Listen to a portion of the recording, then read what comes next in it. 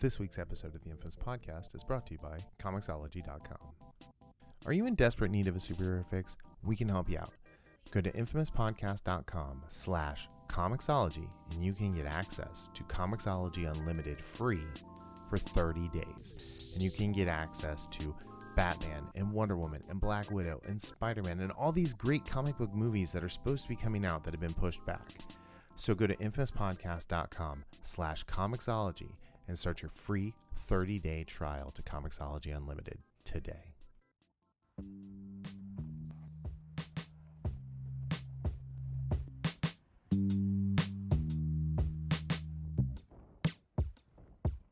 Hey, welcome back to the Infamous Podcast. This is Brian.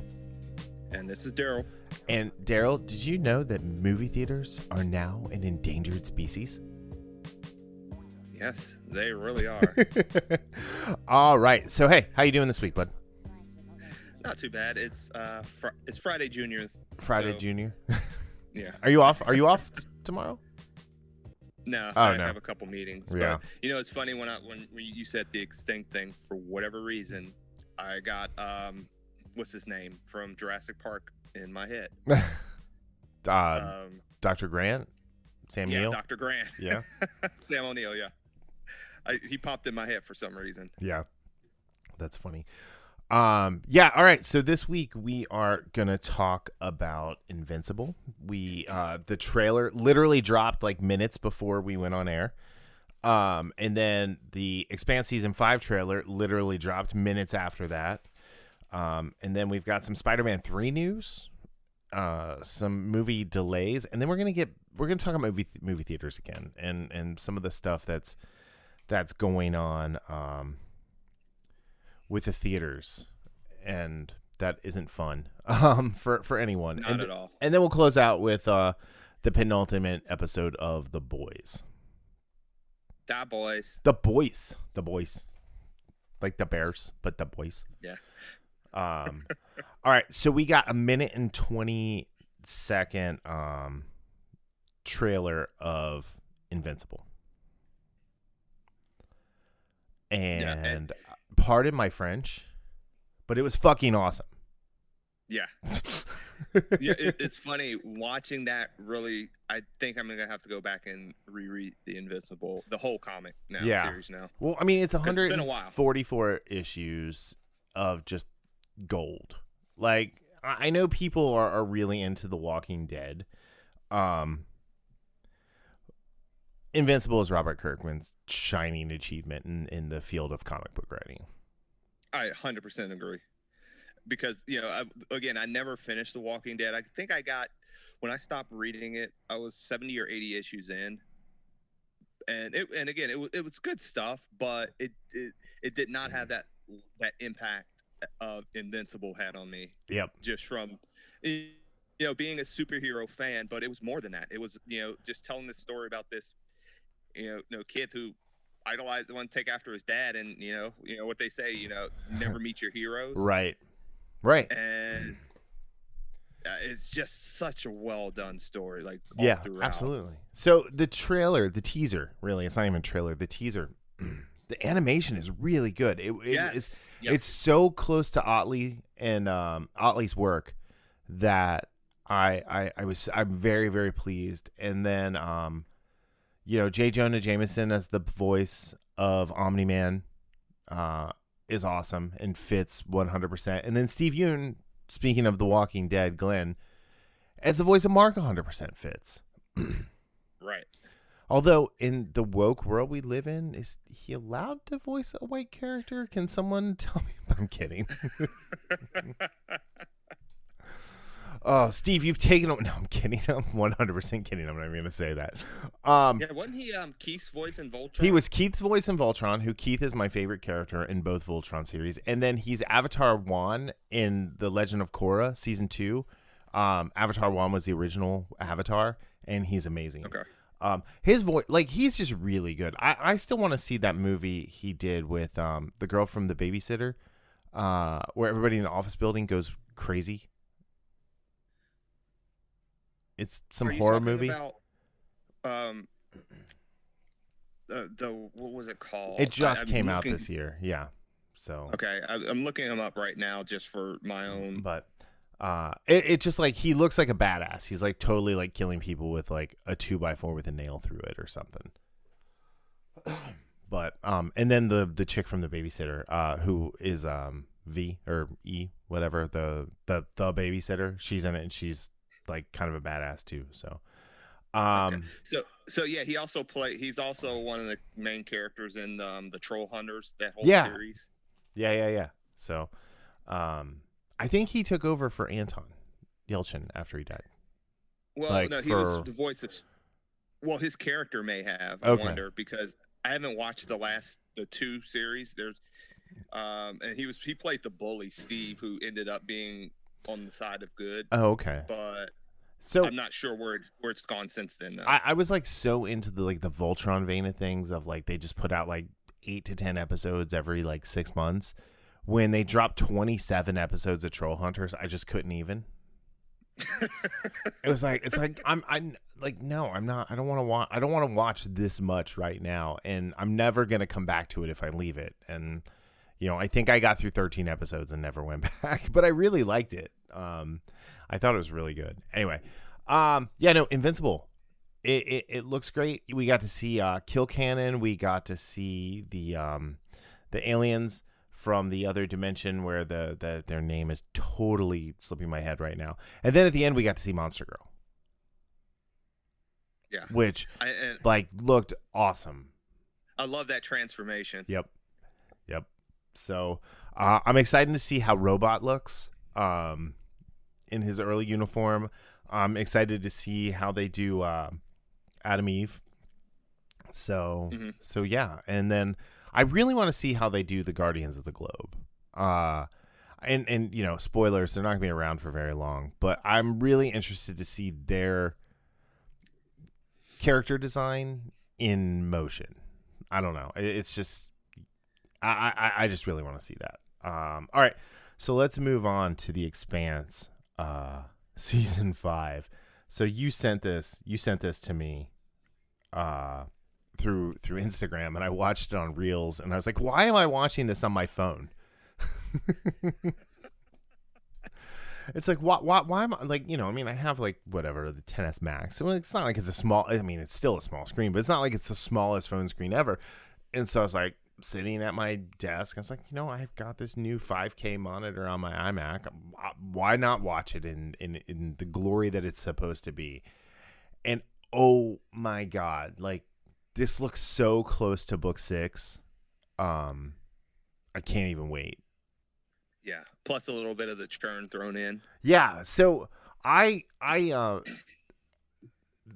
the short stories are better than the books. I really do. I still have to finish the last short story that came out. Was it at the end of the last year or the beginning of this year? Yeah, it was really, really good.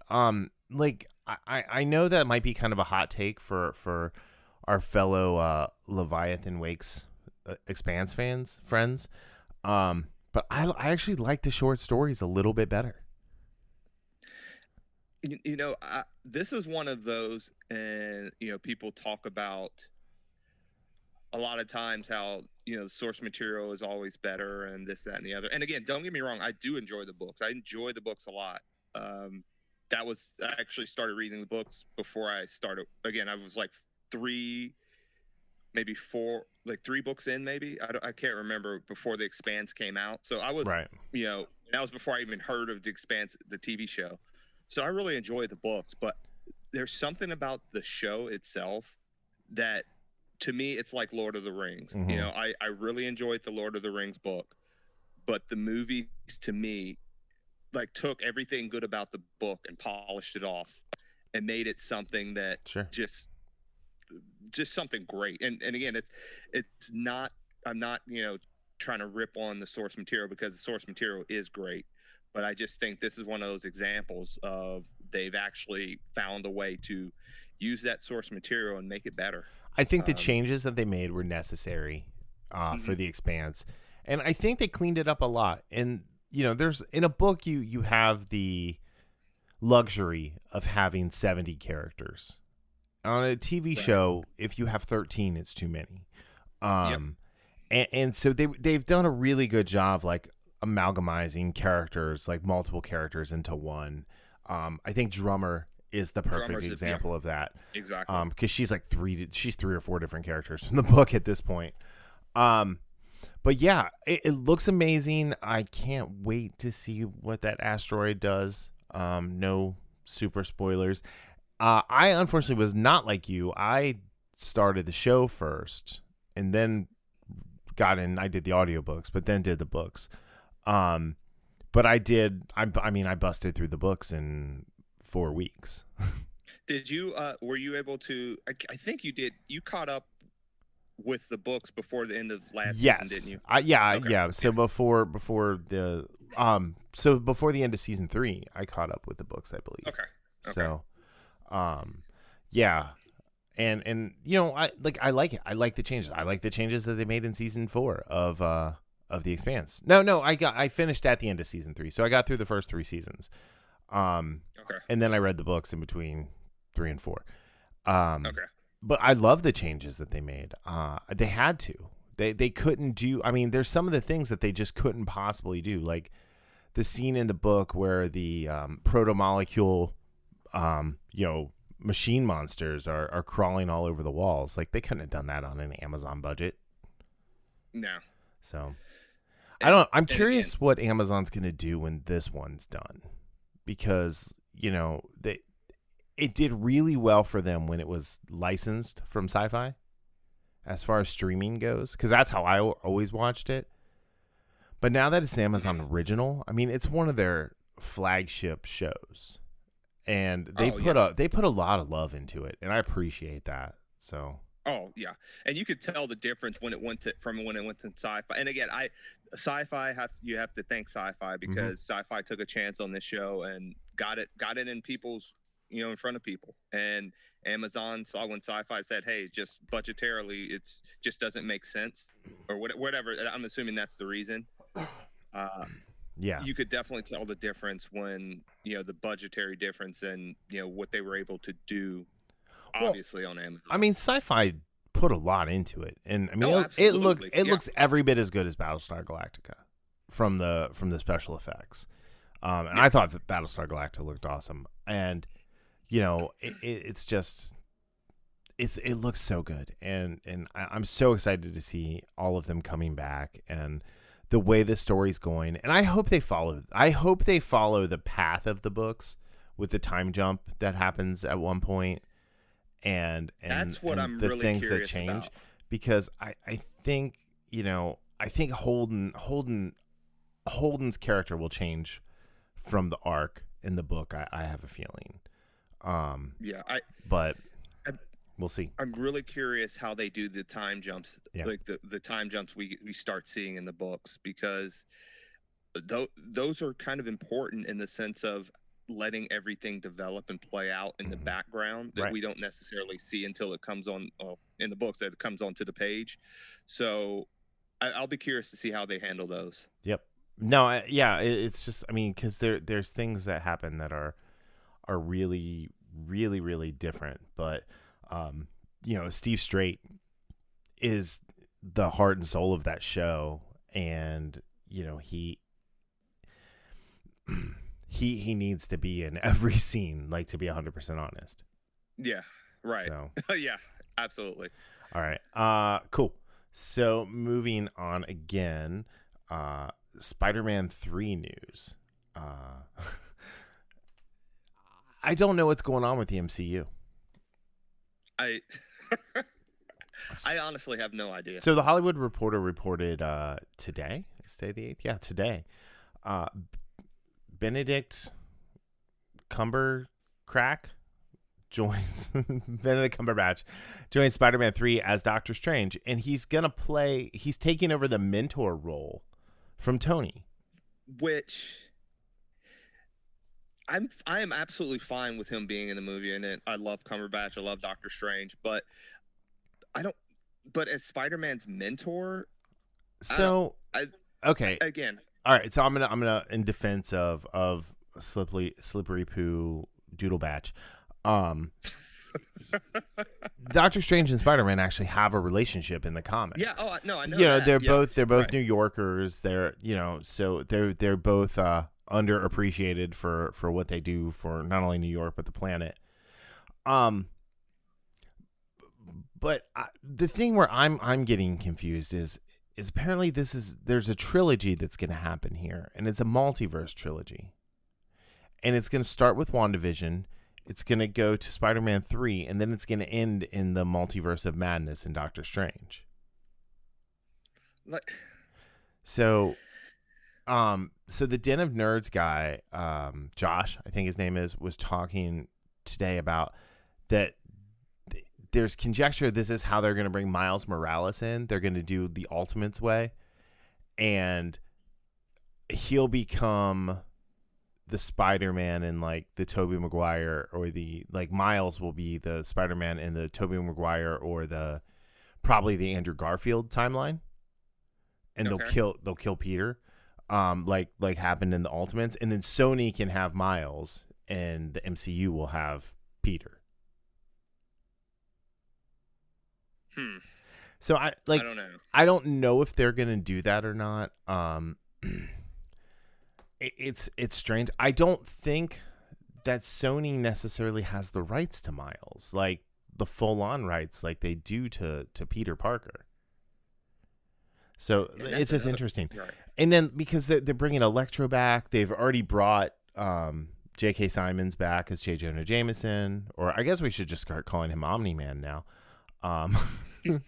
But I mean, and there's talk there's been talk of like, you know, Tobey and Andrew Garfield showing up in the next Spider-Man movie, so, or in the multiverse of madness. I don't know. I don't think we know enough yet. I think other than the fact that it's just Benedict Cumberbatch is going to show up, is that I am excited that John Watts is going to direct the third one. But kind of going based on what we're going to talk about here in a little bit, I'm not super excited about any of this news because I don't think any of this shit's ever going to get made. That's why, and again, not only is it just, you know, snippets here and there, because to add to the whole Tobey Maguire, Andrew Garfield maybe in the movie, you know, you saw that, you know, Tom Cruise and I did maybe Emily Blunt and you know, wow, I was about to say her husband, Mr. Emily Blunt. Mr. Emily Blunt. So that's right, Jim Halpert. Yeah, you jobbed Emily Blunt now. Yo. Anyway. That there, I mean, again, these are all rumors. Well, because she was like picked to, like, they wanted her to be Black Widow, and then he was going to be Captain. He could have been Captain America. You know, Tom Cruise, like in the 90s, talked about you know, the whole Iron Man thing, being Iron Man. So, like, I think if they do that, it's fun, but it should just be glimpses and cameos, and then you don't waste. Yeah, and I think that's what it would be. Yeah, then you don't waste them for Mr. and Mrs. Fantastic. So, right, but like to your point, what we're about to talk about, like a movie like this, like, you know, again, that's a movie that's gonna hit that 150, easily hit that 150, maybe $200 million budget. And with what's going on, right, I don't know how much we're going to see those type of movies. I don't know, and we're not going to see it until like 2025 anyway. So, no, you know, it's like 2024 anyway. So moving on, Dune got pushed back. I'm not talking a whole bunch about this. I'm going to talk about this for like a minute and then be done with it. Dune got pushed back to October 1st. Here's the thing: Dune is a niche property. I love Dune. It is my favorite book. I am 100% in the core audience for this movie that is going to go see it multiple times. Just release it now, and then you have the excuse why people didn't go see it. Yeah.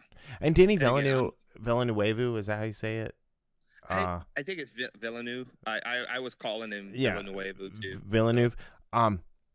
Like, he's a beautiful director, but like, what has he ever made that's like been an actual like box office hit? Because let's be honest, and it's not his fault that the source material sucked, but Blade Runner 2049 was a snore fest. It looked amazing, but it was a snore fest. And, you know, the original Blade Runner, as you all know, is not on my list of favorite movies. Yeah. So And see, that's where we differ. I mean, and again, but at the same time, this just shows I like the original. And I think I told you when I saw 2049, I think I told you, I said, if you didn't like the first one, you're not going to like this. Yeah, everybody told me that. And then Kenny from the toy department gave me his free digital download code. Like, no, just watch it. You'll enjoy it. And it took me 6 tries to make it all the way through it to see it in one sitting because I kept falling asleep. And I would watch it at like 2 p.m. on a Saturday. Yeah, but to your point, again, I'm not the Dune guy that you are. But I mean, I really want to see this movie because I love the director's stuff. I really enjoyed Blade Runner 2049. Yeah. I love Arrival. I actually started watching Prisoners, and then I thought about it. And I was like, you know what? I'm not right in the frame of mind to watch that right now. Yeah, I'm not doing this to myself. So yeah, very cool. But very cool. Yeah, all right, it's Anyway. It is what it is, right?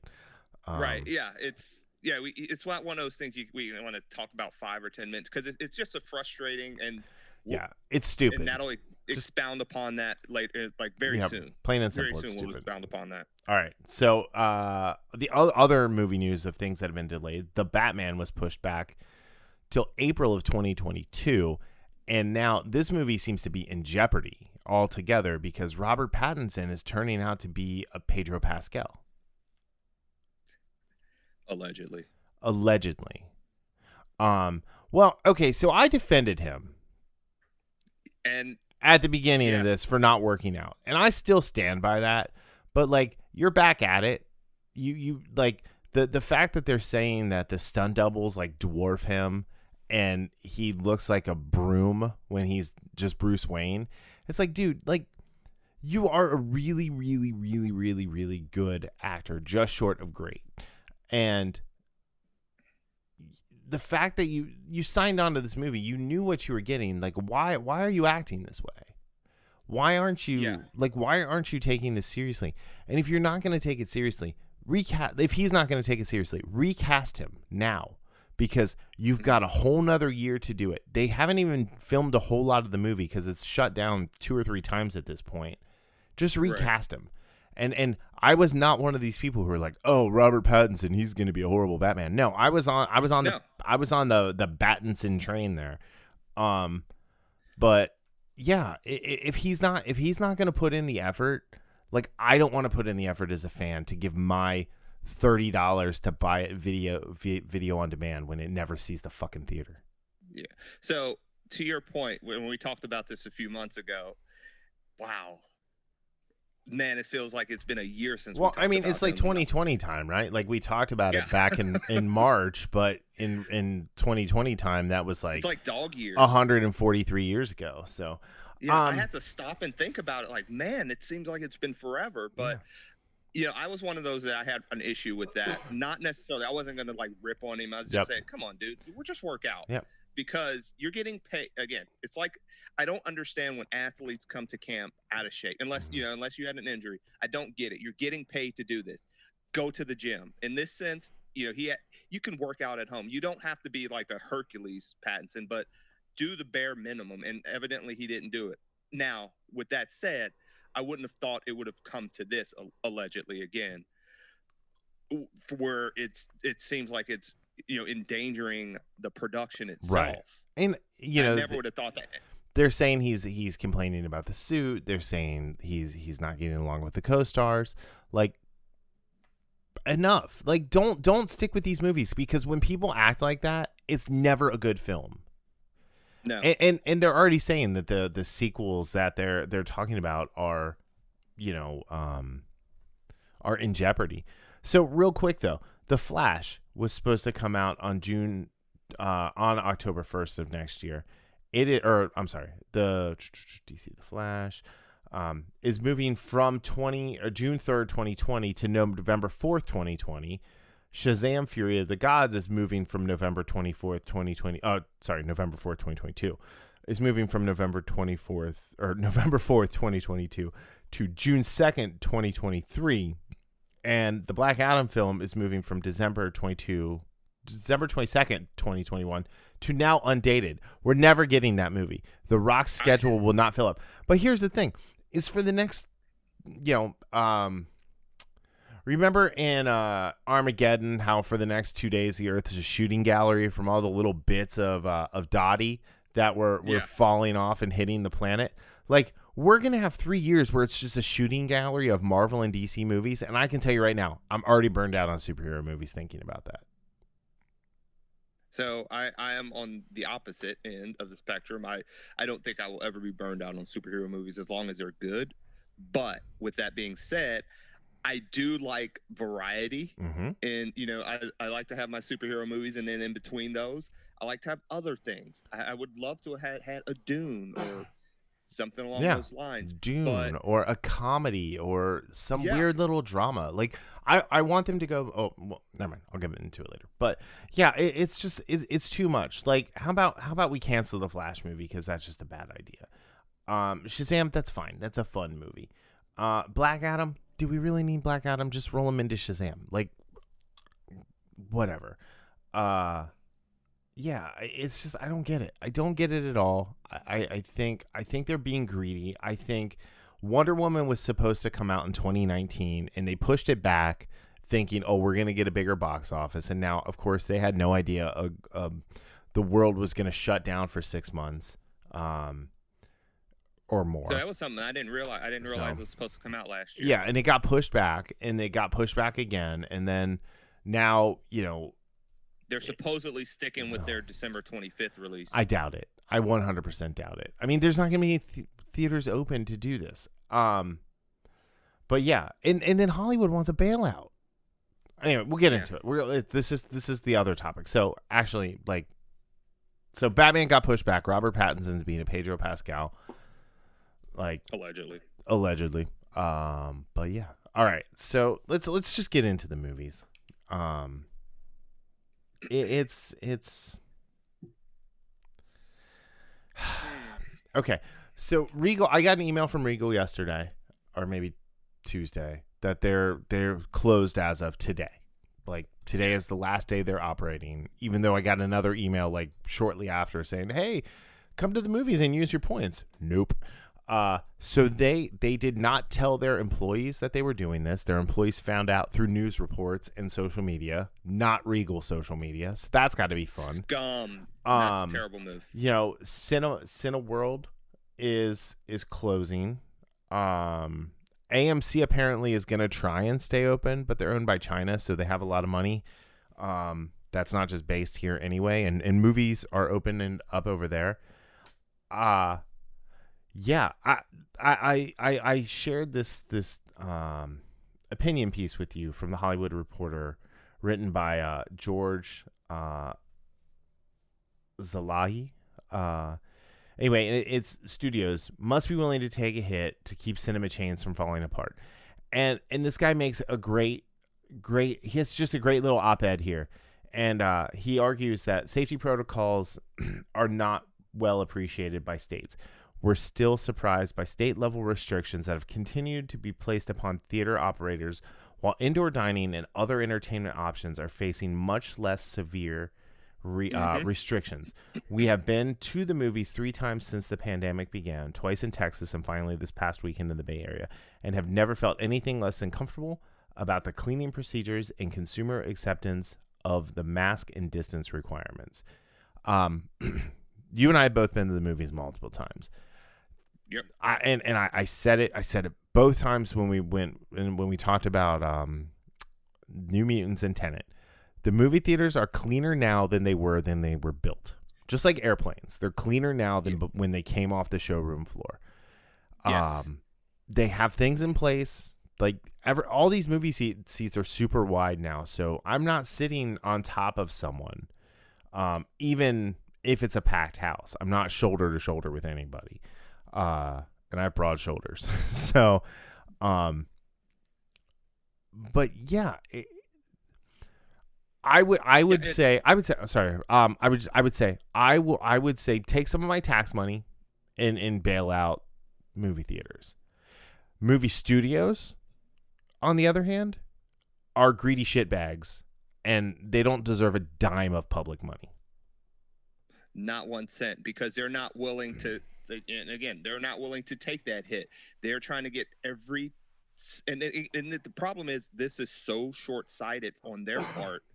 They don't, or I don't know if they're just so self-involved they don't understand that they're hurting themselves in the future, or what. Because a lot, and again, we were talking about this the other day, where it's like how many hundreds of these movie theaters will not ever reopen again. Like again, you were talking about AMC, which a lot of that's based in China. But I know AMC's was having some issues. Yeah, before, I mean they're saying that they can go. Started. They're saying that they could go bankrupt and they'll never reopen. And I mean, if that happens, I'll be sad. Like I would like to see some innovation from these theater operators. I think. I think one thing that they could. Well, like let me just watch it at home and don't try and rape me for it. Watching Mulan for $30 plus your Disney Plus subscription, that's not cool. You don't get to keep it. Now, it just came out to buy this week on iTunes, but it's still $30. I'm still not buying it because it's coming out at the first or second week of December, and I'm still not going to watch it on Disney Plus because I've never seen the cartoon. Yeah, and that's a badge of honor at this point. And everybody who tries to get me to watch it, I'm like, nah, I'm good. I'm just like, I'm not going to watch it. It seems like both like things are right up my alley, like sword fights. I love them, but yeah, and so there's that. But how about instead of having these theaters with 9 screens and 300 seats in a theater, you have like 40 screens with instead of a 150 by 400 foot screen, you have a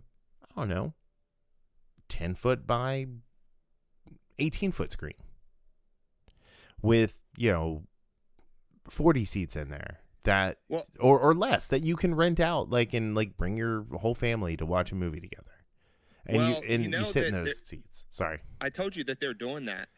Regal was at least. Well, yeah, but AMC, one of them. When we were at New Mutants, because I joked we should have just rented the theater out, even though there were only 6 people in there, including us.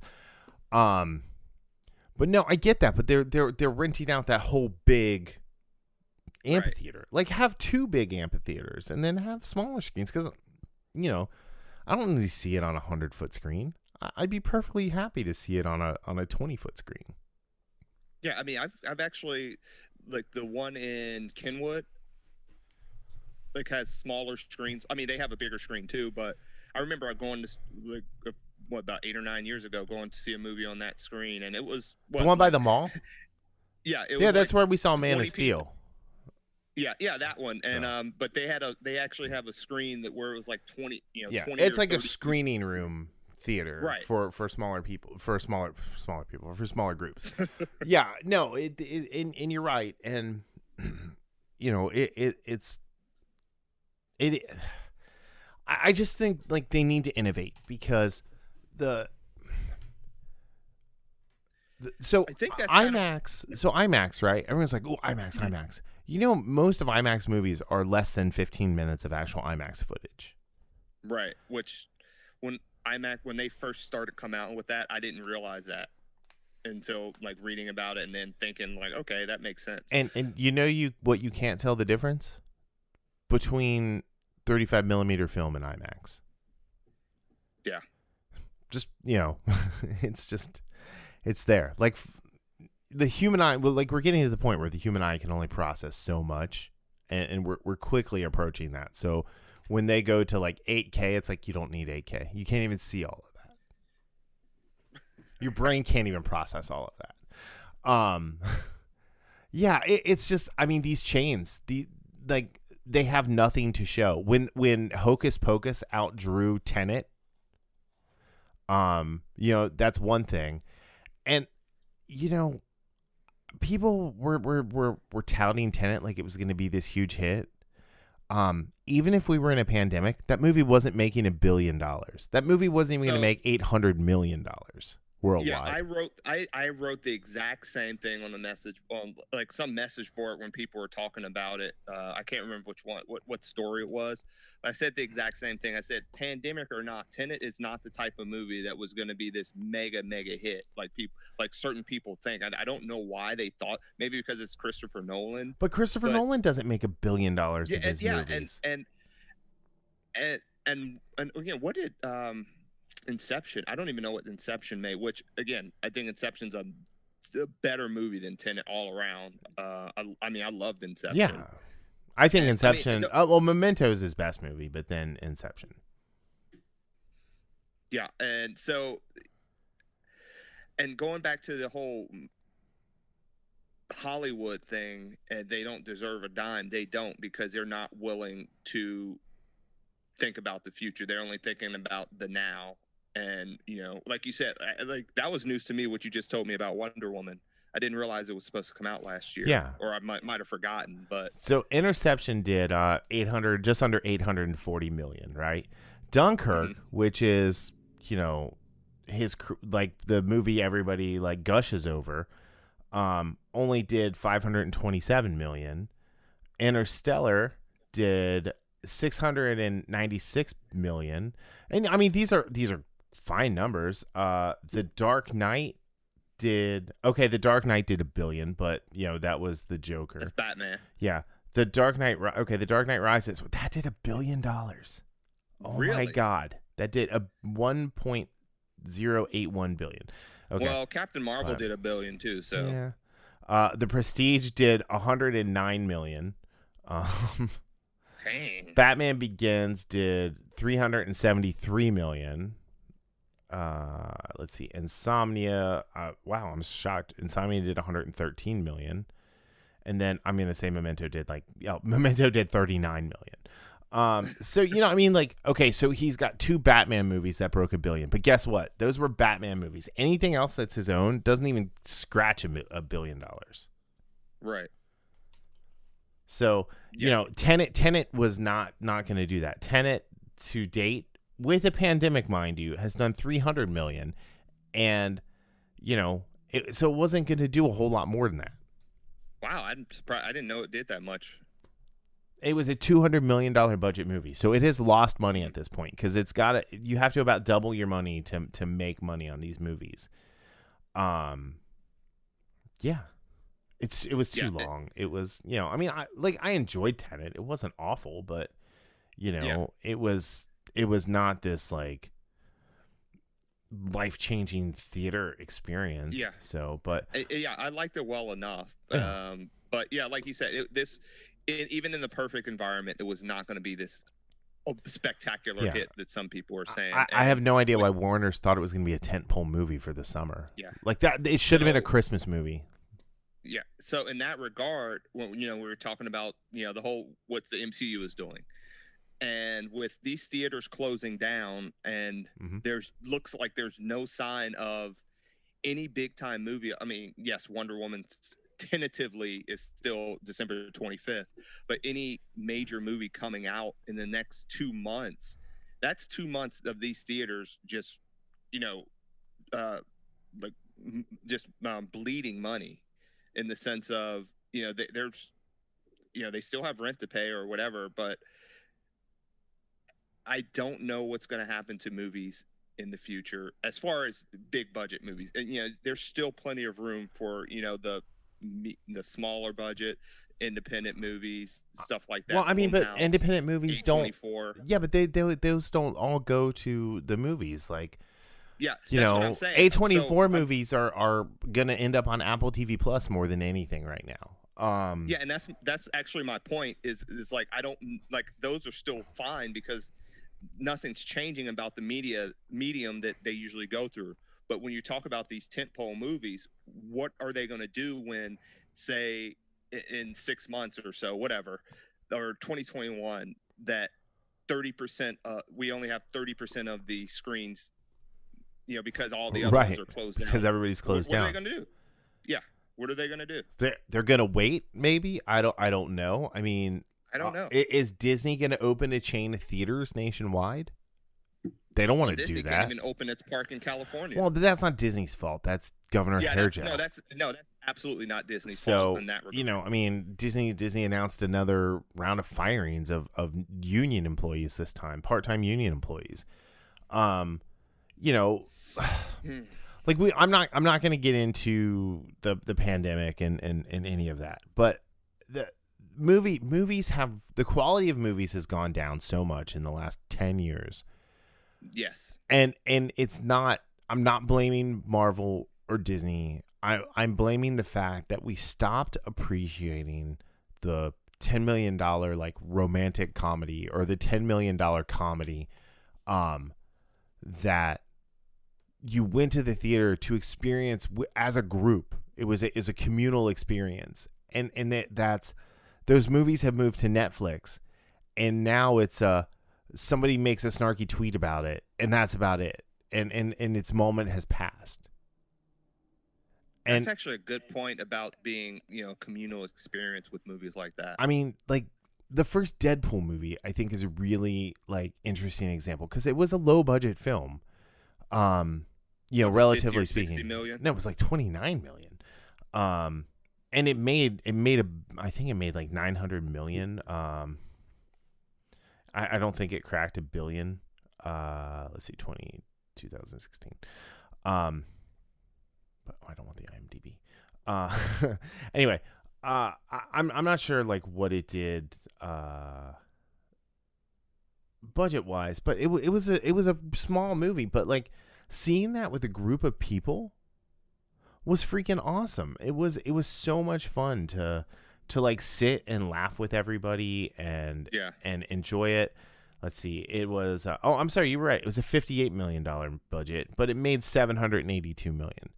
That's a nice turnover. Right, but like, you know, right now the only movies that they do like that, like Happy Death Day is a great example, but that's a Blumhouse movie, and we know what we're getting from Jason Blum and his people. We're getting these really quickly turned around $10 to $25 million movies that are going to make, you know, $400 to $500 million, and they're fine. They're fun, but they're horror, you know? Right. And horror, like, is definitely a genre for a lot of people, but it's also a genre a lot of people just don't want to go see, like, and it's fair. And they need to start going back to making those like little movies for everybody. Yeah, and you know what? When you were talking about screen size and, you know, having, you know, 40 people in here, that's actually a perfect type of movie for things like that. So like it's more intimate. Yeah. You don't have to have you know, 300 seat theater where it's only 20% capacity. Yep. Right. So let's go back to 2009, another Ryan Reynolds movie. $40 million budget, $317 million box office. The Proposal with him and Sandra Bullock. The movie's hilarious. Is it a good movie? No, absolutely not. It's a stupid romantic comedy, but it's hilarious, and it's got two very charismatic stars in it.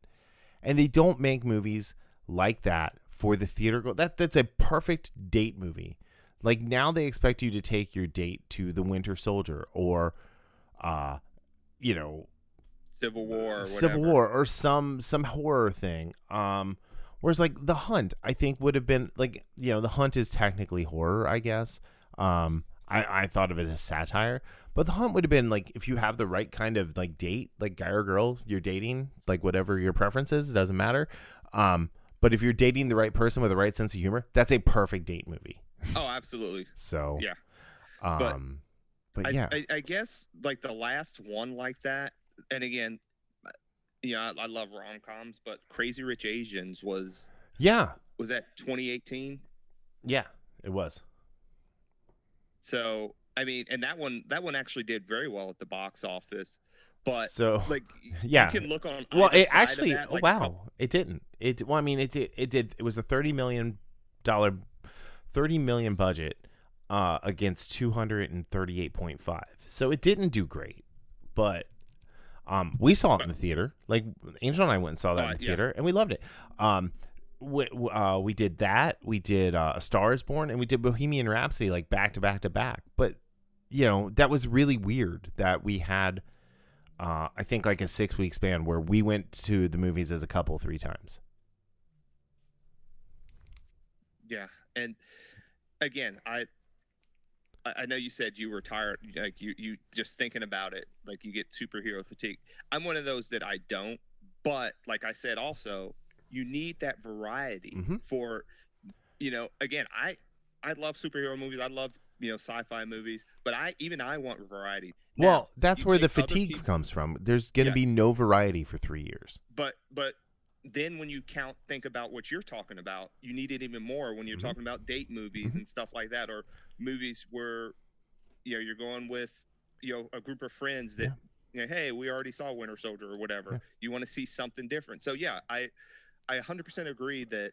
Let's all go see this one movie together. Yeah. We'll all buy popcorn. We'll all buy drinks. We'll take out the loan from the theater to be able to afford that stuff.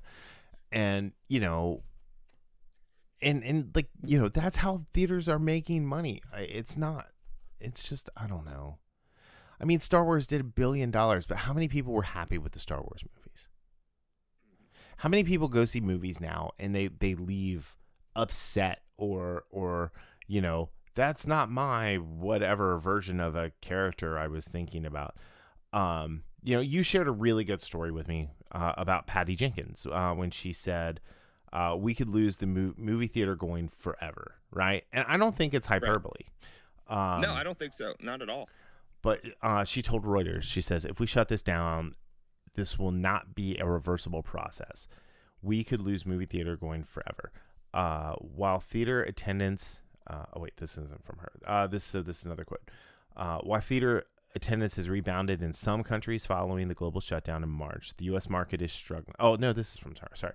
The U.S. market is struggling, and if more cinemas get closed after Regal owner Cineworld decided to shut down venues amid lack of Hollywood films, the director suggested it could be the kind of thing that happened to the music industry, where it could crumble the entire industry by making it something that can't be profitable. Yeah. It's not, I mean, the theaters are dirty. Like, okay, hold on. So let's rewind our lives back to February of 2020 before, people were really concerned about this stuff. Theaters were dirty. Screens had tears in them or folds or like hot spots from, the projectors and things like that. It's not an especially crisp picture. 3D is the bane of my existence. A lot of people say they'd kill Hitler if they could go back in time, right? I'd kill the dude who invented Yelp, and then I would kill the dude who invented 3D movies, in that order. Because both of those things are horrible. And maybe the guys from Twitter, like, let's be honest, they're Hitler-esque themselves. Or do an Inception. Let's do an Inception on them and have them do another idea. Even their other ideas are like not like super good for people. So I mean, honestly, the only good thing Jack Dorsey ever came up with was Square, and it was making it easier for small businesses to use credit cards and not have to pay a massive fee.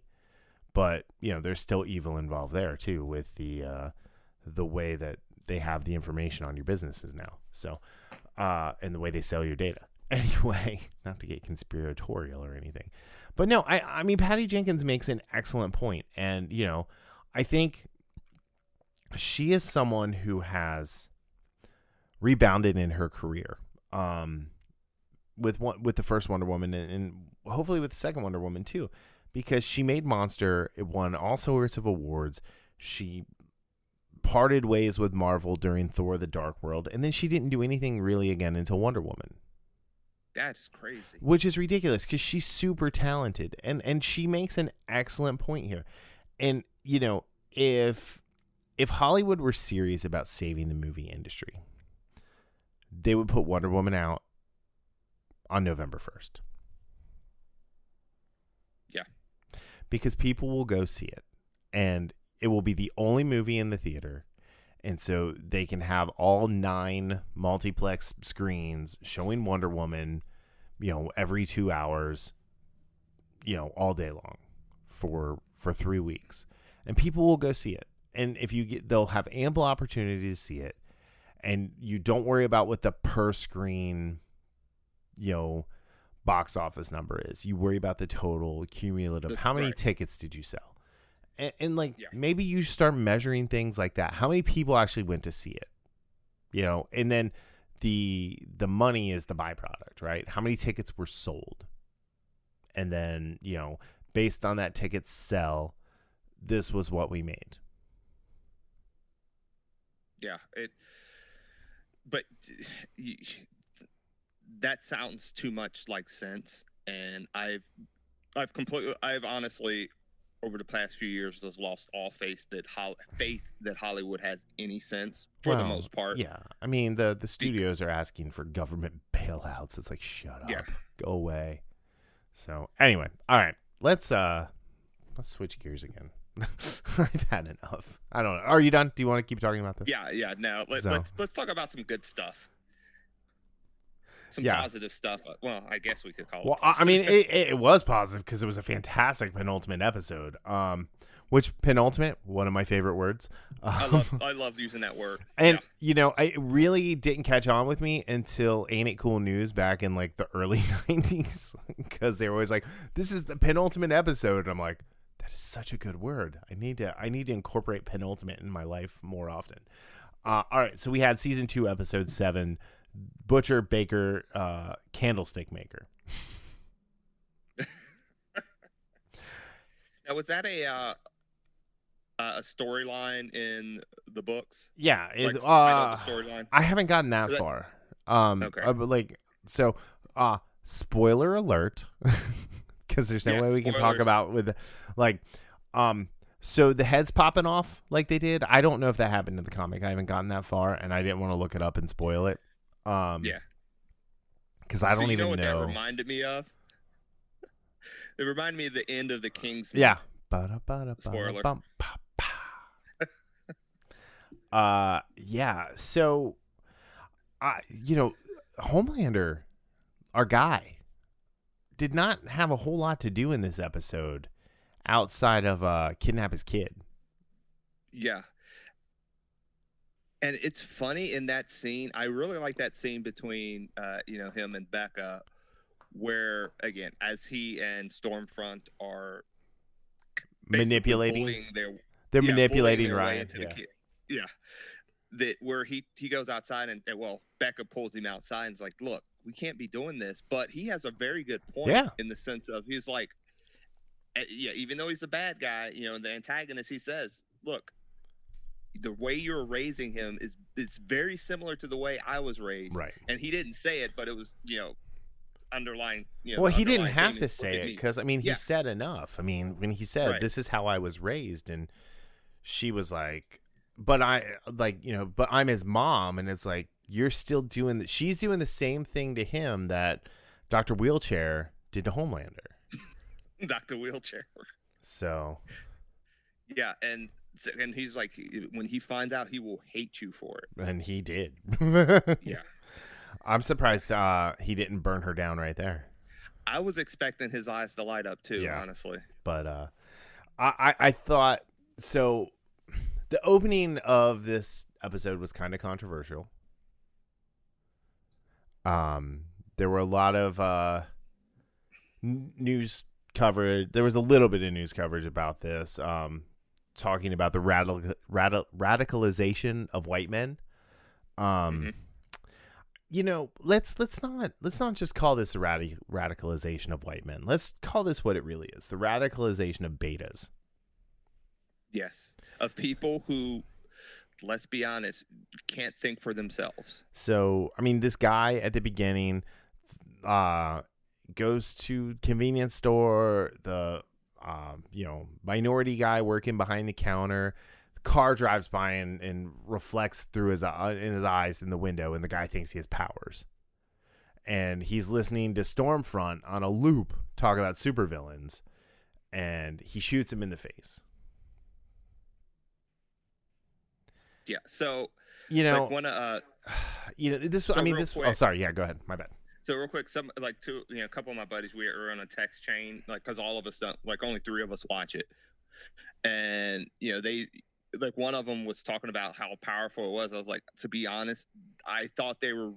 That was an example to me of trying too hard to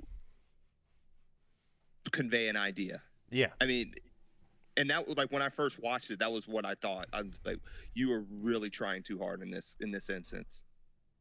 And so it came across for me as what's the word I'm looking for? As it wasn't. It was like forced. Everything else that happens in The Boys. Yes, very forced. Yeah. And everything else that happens in The Boys, yes, it's kind of like they take these bits and pieces of society and they churn it up. And again, that's how a lot of fiction is. But The Boys does it a lot. Yeah. Right. But this was an instance where it just did not fit for me versus everything else that they've done over the past 17 episodes or 15 episodes or whatever. Yeah. So yeah, I was not a fan of that intro because it wasn't genuine and it just felt very out of place. And maybe that was part of it, just to make I know part of it was to make people feel uncomfortable, but it just left me disappointed, and it was just lacking for me. Well, the minute you saw him enter the convenience store for the first time, you knew exactly where it was going. Like it was boring. It was boring and tired. Yeah. So even with that though, it still did not take away from how good of an episode this was. No, it started off on a slow, weird foot. And again, it's I don't know. But no, you're right. This was a great episode. It really moved a lot of things along. We had Starfire take on Black Noir twice. Yeah, or Starlight. Or Starlight. I always call her Starfire. Starlight. Sorry, Annie. We really are getting a sense of how powerful she really is. Yeah. Because yes, she got her butt kicked. Yeah. But she got thrown through columns and was still trying to fight. So, well, the first time he totally like sucker punched her from behind, and then he had to hit her with one of those things that separates separates the ropes for the line at the coffee shop. And then when they were fighting in Vought Tower, like, he had to put her through that table, and he had to put her through that table like 3 or 4 times before the table even collapsed. You know what I want to say now, right? It was the Spanish announce table, and how dare they? Or that's actually a good one. I was going to be like, get the table. But yeah, get the table. Like he put her through a wall. He put her through 2 columns. Right. Yeah, she is. She did take two 50 cal shots to the chest. Right. This season. But what superhero in The Boys is not bulletproof? So, but no, I was super excited about how powerful she was. And then the way the episode ended, but. Yeah, I thought that was great because I really believe she was in peril. Like, because it's so far her story's a little different from where I am in the comics, and it's one of those things where when she was in the dampening cell, that was pretty freaking cool because she's a character who everything that she's been through is a ball of hope. Yeah, and who she reminds me of, like her arc reminds me a bit of, again, I'm going to my favorite MCU superhero who is this Captain America, in the sense that you look at the first Captain America movie and he just wants to fight for his country. Second, in Winter Soldier, that gets turned on its head when he actually sees the truth about S.H.I.E.L.D., this organization he's been, fighting with for the last year or two or what have you. And he realized, and again, he started asking questions in the first Avengers. Right. but it's not until Winter Soldier where he sees like the truth of the matter, and Annie is really getting that. I don't think she's getting it like times 5 because oh yeah, it's to find out that like if Captain America found out that Iron Man was a mass murderer or something like that, like right? she found out about Homelander, that would be a little, that. So I that's just a parallel, and I love her character. I love Erin Moriarty and how she plays the character. And yeah, what you're saying is like if the Hulk made Captain America do what Annie had to do to the Deep.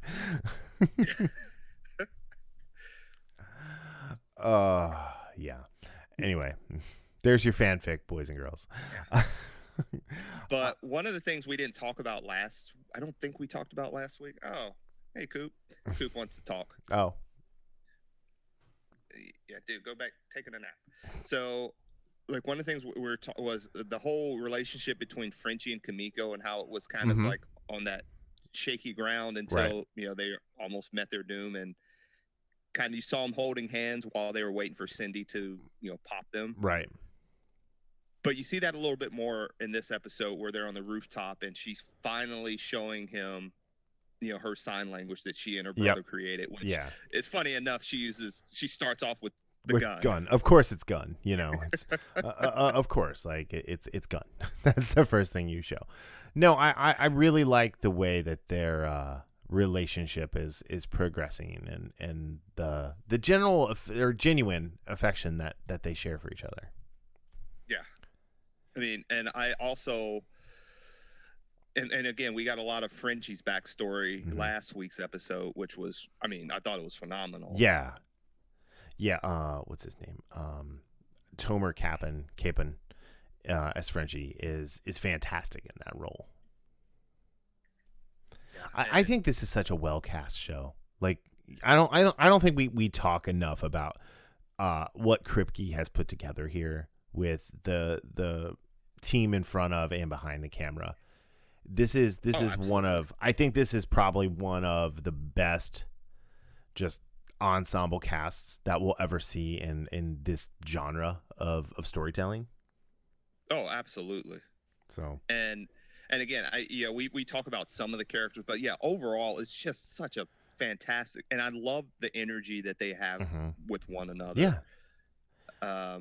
Like I'm digging the stuff between Starlight and Maeve, that's going on. And what about Maeve getting caught in bed with a dude?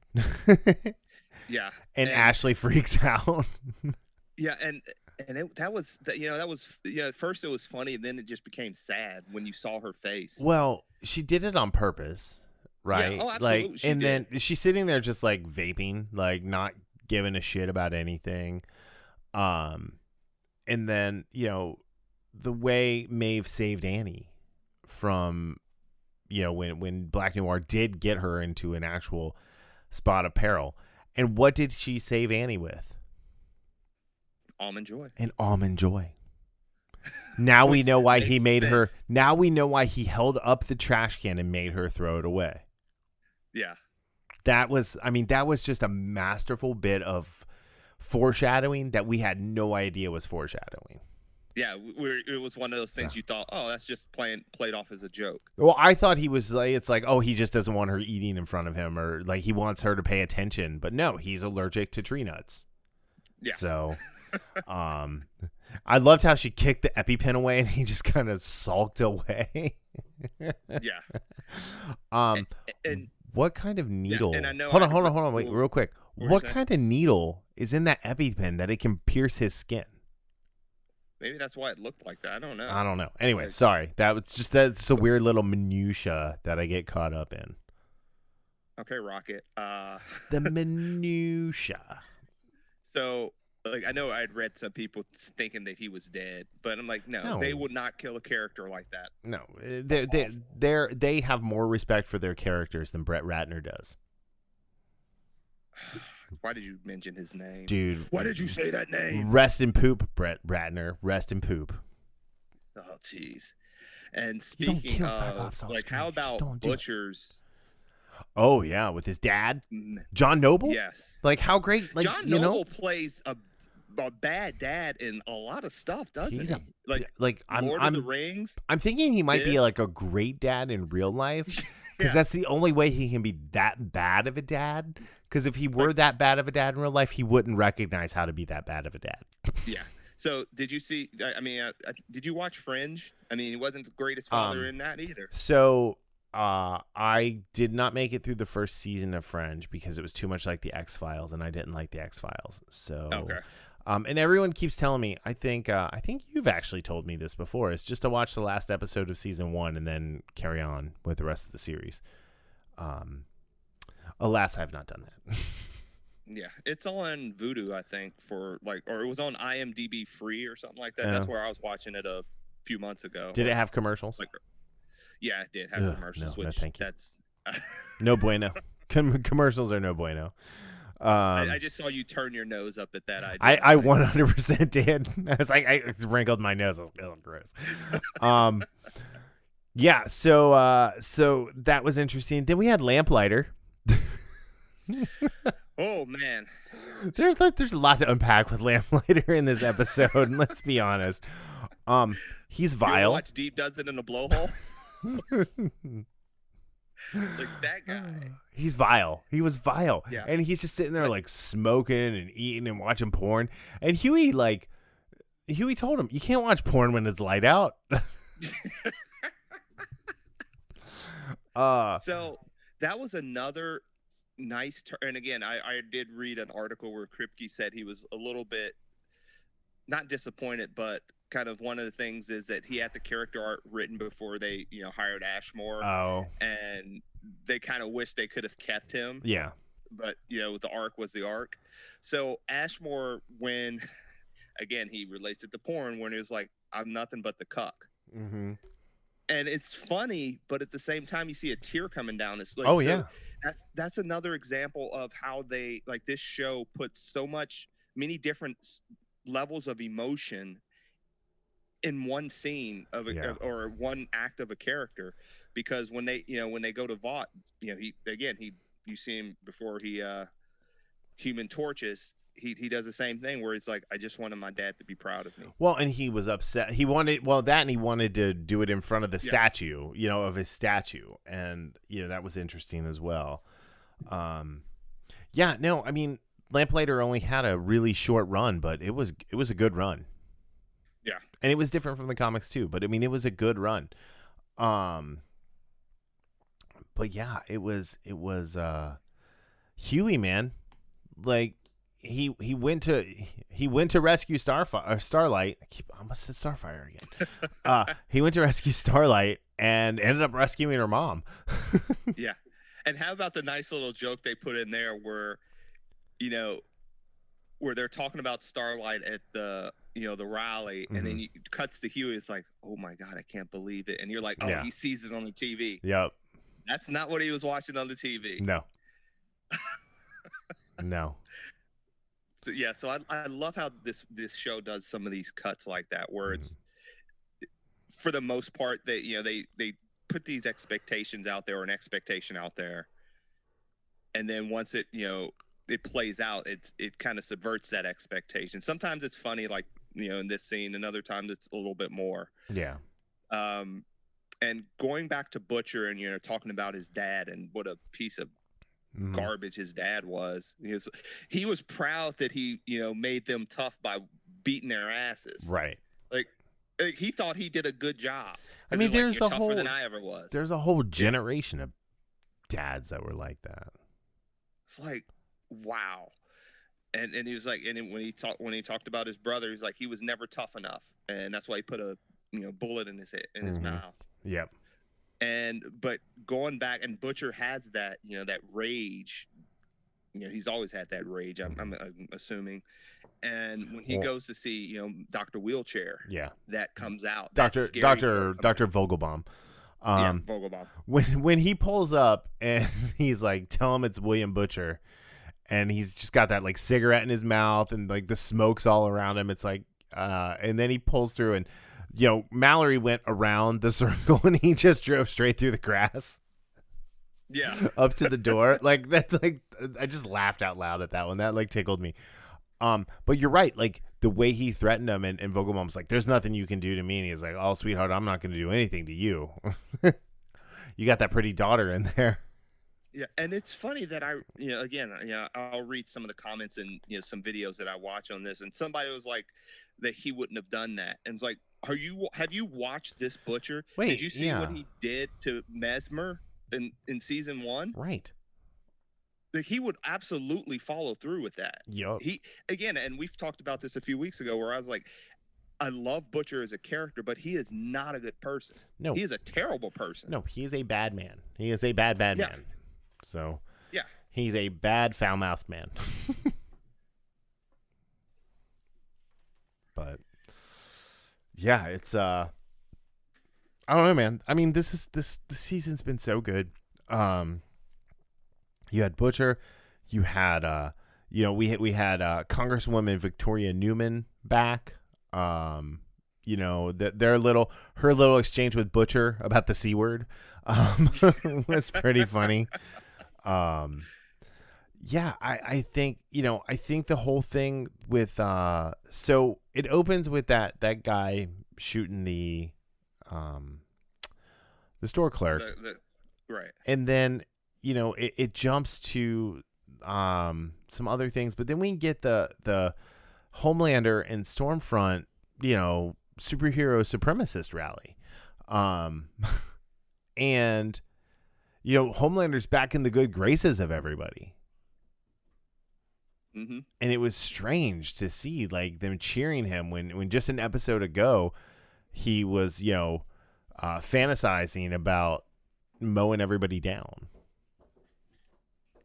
And so was that last episode of well, either way, yeah. It's one of those things that, and again, it tends to happen the other way a little bit quicker, in the sense of you being on top and then people hating you. And yeah, I mean, that's, you do one thing or allegedly do one thing, depending on, and people turn on you quickly. Right. It does seem like it's a little bit too quick how that turnaround happened. I know, the whole, do it with the memes, and I understand that the storyline. Yeah. And also, people love Stormfront, and he's attached himself to Stormfront, so that could help a little bit. But it does seem kind of a little bit fast, considering how pissed people were at him. Yeah. So like I said, it was just like the whole "you're the real heroes" thing. Like that seemed like really out of place, and so I'm kind of curious as to like who was actually in that crowd.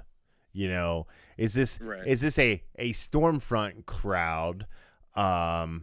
With her proclivities to having been raised as a Nazi. Yep. Pretty much. Yeah, I don't know. And then the other really like heartbreaking Maeve scene was with her and Elena's breakup over the plane, and when she threw that table, it was like, wow, it's the first like emotion we've seen Dominique actually put into Maeve in 2 seasons.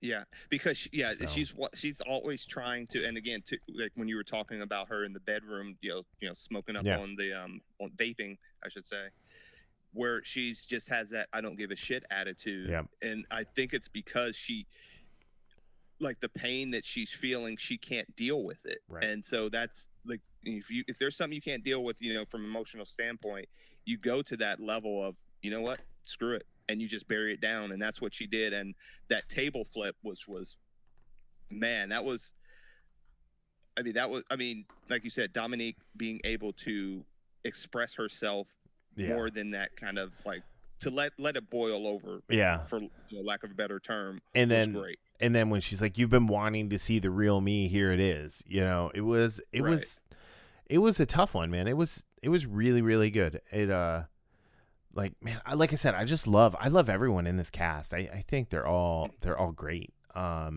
Even the stuff with the Deep in the Church of the Collective. The Church of the Collective.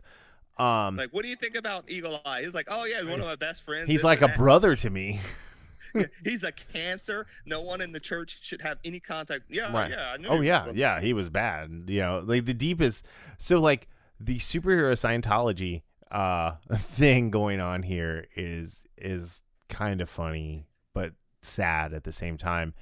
And they're making me like A-Train.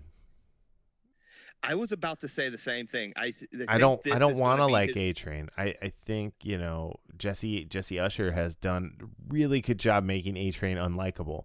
And I wanted to keep that. I think this is kind of like his road. I've been thinking about that, especially this episode where it's like you're seeing him being less, and for circumstance, it's not from his own actions, but circumstances, him being a little bit less self-involved. Yeah, because of circumstances. I like that. yeah, absolutely. And to see maybe open his eyes a little bit. So yeah, I definitely think this is a kind of that road to redemption, possibly. Yeah, for him. And did you watch the trailer for next week, or for I guess tonight? Yeah. So I mean, it looks like he's got a bit of a redemption coming. Which again, that was in the first the season 2 trailer where, and we didn't know the kind of context of it. So now it looks like we kind of got the context a little bit of why. Yep. But I mean, like I said, like I kind of liked what he was doing and how he was, the looks he was giving Deep. Like, dude, you just said this guy was your brother. Why are you? Why don't you have his back? I did like that he gave him a goldfish, and the goldfish knew Kevin's name. That was a funny little moment there. I don't know, man. Like, I'm excited to see what happens, because we had the trial at the close of the episode. So do you think that was Cindy? I don't think so. So there was some video which I did not watch, but it was like, this is the person, and it had like a grainy shot of some dude with a beard over Homelander's shoulder that was popping everybody's heads. But I feel like it was Cindy. And this is the reason why I don't know if Cindy has that type of control. Based on the small, I'll bet small instances of what we saw, I think something like that. That's like, I think, and again, it could be her, but I don't think it is. And this is the reason why. It's like someone who is good at laying down cover fire with an M240 machine gun versus a sniper from 300 yards away. Like when Reynard got killed, that was a sniper shot, for lack of a better term. Well, we don't know that, though. I mean, it could have been Cindy in a car, like just not far away. Oh, no, so, you're absolutely right. I just don't think Cindy has that type of control. What I saw. But we don't, so I'm going to argue that we don't know enough about, what they were doing at Sage Creek or River. What was it called? Did I get it right? Sage Creek? Yes. We did not know enough about what they were doing, and to the extent these people had their powers and the control of them, because she's the only one we've seen to explode people. Yeah, and when she exploded the guy, she exploded all of him. Right, but that was I mean, that was a different situation. That was a jailbreak. This is I don't know. It's really interesting. And again, it's one of those things. It can go either way, because, again, this is not a hill I'm going to die on in the sense of it's definitely not her, because what you said, and this is the other thing about having someone that can explode heads or explode anything. Yeah. Having two of is kind of, I don't know. Because it's similar powers, even if it's not exactly the same. It's very similar. Well, the only similar powers we've really seen so far is the speedsters, right? With Supersonic and A-Train. Well, we only have A-Train. R.I.P. Supersonic.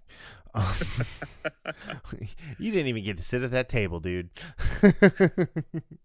But you know what I'm saying, though. That's the only time we've really seen. Yeah, so that would actually be an argument for it being Cindy for me, is that we haven't seen that duplication of powers, and to have it almost back to back like that would just seem kind of weird. Right. So yeah, that's where I don't think it's her, but I could definitely turn on this is one of those where I could easily make the argument that it is her. I mean, because she got in that car and exploded that dude's head.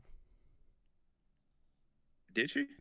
I mean, yeah, when she she I mean, maybe I know not. She got in the car. Maybe she blew him up all the way, but like, yeah, there was the pop and there was the blood in the window, and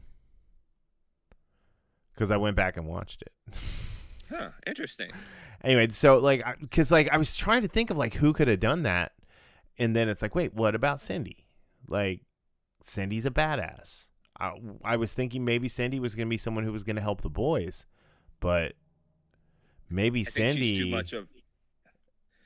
I think Cindy's crazy. Yeah. Honestly. Well, yeah. She's just like, she just wants to watch the world burn. Yeah. Well, yeah, she's that kind of crazy. Because I was about to say, well, Butcher's kind of crazy too, like in a different way. Butcher's diabolical. The other funny part about the heads exploding was when Deep and A-Train were watching it, and Deep started feeling his head. Did you notice that? Yeah. Yes, that was. I literally laughed. Both times I watched the episode, I laughed really hard at that. Yeah, that always get the chuckle for me. So Chase Crawford, man, just killing it with like the comedy, like the unintentional comedy there. But yeah, so then again, I'm really curious to see how they wrap things up for this season, and I was going to mention something about Soldier Boy, but we can talk about that next week. Oh, the statue. And also the guy in the beginning, I saw that he had a poster of Soldier Boy. Oh yeah, I didn't even realize it until I watched it again today, or watched parts of it again today. Interesting. So very, very. But yeah, my boy Jensen Ackles is going to be on the show. Yeah, so that'll be cool. I'm excited for Jensen to show up. Yeah, he's awesome. Yeah, He's the superior Winchester. Absolutely. And again, I like Jared Paddock. Anyway, but yeah, all right, man. So yeah, we've got the finale. We'll be back to talk about that with plenty of spoilers next week. If something like super crazy happens, we won't spoil that. But like, we really couldn't talk about this episode without like spoiling the shit out of it. Yeah, this season has been such a fun ride. Yeah. And I know we've talked about it before in the sense of this being a perfect continuation from season 1. Yeah. And the quality it's just been different. It's just every bit as good. I'm not going to say it's been superior, but it's been every bit as good, but it connects so well, and it's just opens up the lore a little bit more. Yeah, and there was no drop off like you said, but like I think what the main difference is it's a much larger world of superheroes now, or soups. Let's not even call them heroes. Let's stop calling them heroes. Of soups, and we were getting a glimpse of them trying to enter that world. Last season, getting them to join the military and stuff, but yeah. So I don't know. I'm really interested to see where they go with this. Yeah. So, all right. Hopefully, we'll get another. Hey, it's 10 o'clock and the episode is out. Dude, it was on at like 9:30 last week. I would have texted you, but the phone was in the other room, and I was icing my knee, and I was lazy.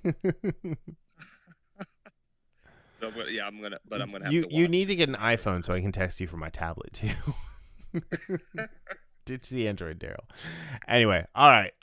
Yeah. So on that, thank you, Julian, for being a patron and supporting the show. If you guys want to join and become one of the Julian Brown Infamous Podcast patrons, check us out at patreon.com/infamous podcast. You actually get episodes on Thursday night when we record them, almost within like a half hour or so of us being finished recording, because Darryl is so good at this, I don't actually have to edit anymore. I'm spectacular. Are you real and spectacular? I'm real. I was gonna say I'm real and I'm spectacular for those Seinfeld fans. Thank you, Jackie Childs. But no, yeah, man. Like, hey, hit us up. Let us know what you guys think about the movie theater stuff, because like I'm super passionate about it, because going to the movies is one of my favorite things. It's like a cornerstone of Darryl and I's friendship, going to the movies. And I'll be honestly, I'll be really sad if movie theaters go away. But at the same time, it's like I want to see some innovation, and maybe it's we put our money where our mouth is, Darryl, and we open the infamous movie chain, Infamous Theaters, and we do what I was talking about with like smaller screens and 1 or 2 big screens, and then a bunch of little screens that you rent out with your friends.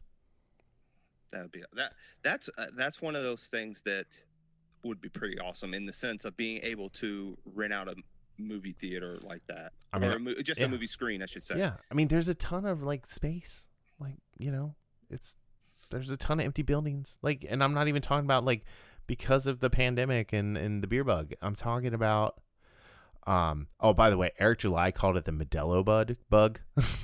Yeah, that made me Modelo, really. Yeah, beer bug. Yeah, I missed the Modelo. That made me laugh the other day. But no, I mean, there's a ton of empty buildings. Like, probably right now would be a great time to like start a venture like this. You know, and start small, showing, you know, like, I mean, just think of the movie marathons you could do, or like the film festivals that you could do, where you could walk through and be like, okay, like you're a group of, you know, reviewers, so you're in this screen, these are fans, these are actors, so you don't have to, you know, whatever, and like you just kind of like play musical chairs where you go from theater to theater to theater all day, for a film festival. That would be awesome. That would be. All right, I'm taking the Miami mini MBA right now, so I gotta fill out my quadrants here for my idea. Anyway, Infamous Theaters TM. But yeah, all right. Cool. Anything else you want to add? No, I did say that. So again, I know you stopped watching, but for those who are Supernatural fans, man, this week is the beginning of the end, or the end of the end. Honestly, is this the last episodes? Oh, only 7 to go, huh? Yeah, 7. Yep. And then it'll be over and done after 15 years. That's crazy. I'll have like you know, when it's over, I'll have some thoughts on that. So like, 10 years after it ended, it's actually ending. I mean, think about that. Something like that. Like, it went on for a whole nother decade after it ended. Yeah. And again, this is, you know, we're talking about how good Kripke has done what he's done with the boys. He's the reason Supernatural's out there. And the first 5 seasons were talk about interconnected, how everything so much connected with one another, with things like seasons and plot lines, and that's what he's doing with the boys. What do I compare every pilot to? Supernatural. The Supernatural pilot. It is my favorite pilot of all time. Dad's on a hunting trip. Yeah. And he hasn't been back for 2 or 3 days. Nope. Poor Adrian Pilecki, man. Like, she got. Yeah. That wasn't okay. At least she found herself on Mockingbird. Was it Mockingbird? Yeah, Mockingbird for like a minute. Yeah, but I mean, she went on to be Tyra Collette after that on. Yeah, you know, that's true too. So like, you know, she was pretty iconic. Yes. You know, after that, so she was Wonder Woman for a spell. Yeah. That's 45 minutes. That is 45 minutes of my life I will never get back. Anyway, on that note, thank you guys, gals, for listening. Have a great day, night, evening, weekend, wherever you are listening, and we'll see you next week. Be diabolical. Diabolical. Later.